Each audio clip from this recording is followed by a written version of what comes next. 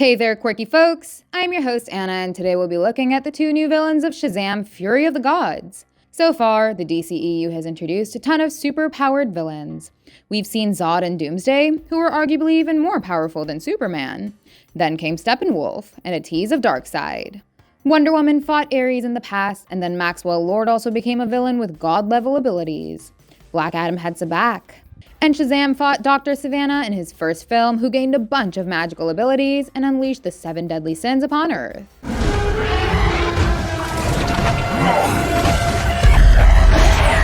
So, DCEU's Earth has clearly seen a lot of villains whose powers are beyond imagination. And now, 2 more are coming in, and they'll be a frickin' dragon.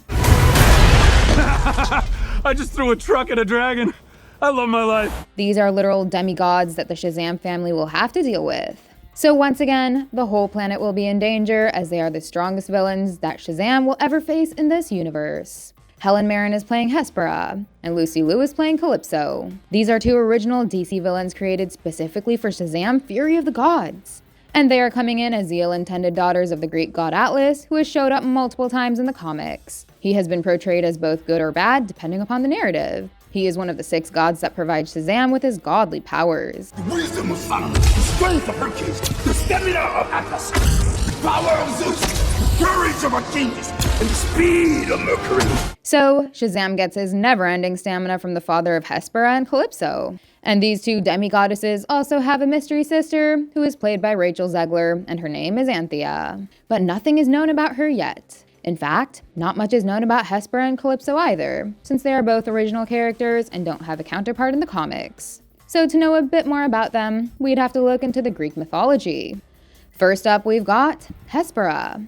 Atlas has 3 nymph daughters who are known as the Hesperides. They are also called the Nymphs of the West, Daughters of the Evening, or perhaps even Atlantides. But only Hespera was a part of the Hesperides and not Kalypso. The Hesperides are the ones who provide light to Earth during sunset. Together, these sisters tended a garden and protected the golden apple tree. Using their beautiful singing voices, all their sisters can convince people that visit their garden to dance with them to death. But Hespera in particular is known as the goddess of immortality and is super strong. And as far as the question of her integrity is concerned, she is relatively neutral on the scale of good and evil. But this may not be the case in the DCEU, as she has come after Billy and his family's powers alongside her sister Kalypso. They think that these kids stole the powers of Atlas and 5 other Greek gods. So they want these powers back and annihilate the whole world. While Hespera seems to possess super strength, her sister is totally different. But before looking after her DCEU version, let's look at her backstory in the Greek myth as well. Kalypso. She was a nymph who lived on the island of Ogygia, and she is a goddess of strange power and beauty. As far as her abilities are concerned, she possesses healing powers. She can cast and manipulate powerful magic and even cast unbreakable curses. This immortal demigoddess is also skilled in aerokinesis, which means that she can control and manipulate the air up to a certain extent. She can also construct and manipulate technology through her magical technokinesis ability. And one crazy power that she possessed was that she could look into the past.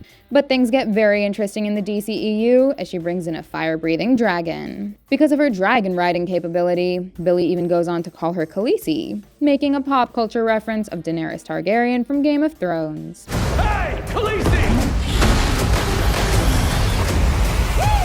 She also possesses super strength like her sister. But if you look into the trailers, these 2 sisters also come off as 2 evil masterminds. From past set leaks, we've known that Rachel Zegler's character, Anthea, and Freddy will fall for each other.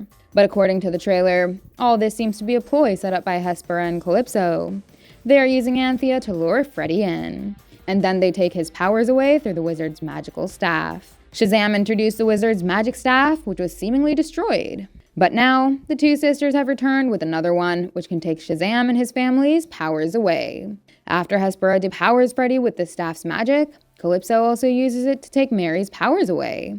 So according to my prediction, this film will showcase the 2 demigoddesses taking Shazam's family's power away and look to destroy Earth.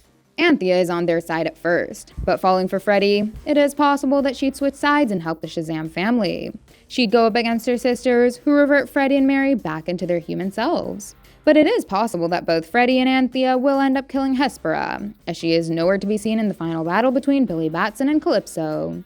It is good that Shazam 2 director David F. Sandberg has come up with 2 original villains to give us something new.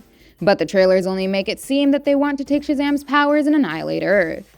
Now this has become a very boring villainous trope, as almost every DC villain has had the same motivation in the past. Even the last one, that is Sabak, wanted to destroy Earth. So, it would be nice if Fury of the Gods reveals some other core motivation for both the evil daughters of Atlas. Okay, that's all for now. Are you excited about the upcoming Shazam sequel? Or the news of a complete DCU reboot has killed your excitement for it? Let us know in the comments, and don't forget to hit those like and subscribe buttons. Goodbye, and I'll see you in the next one.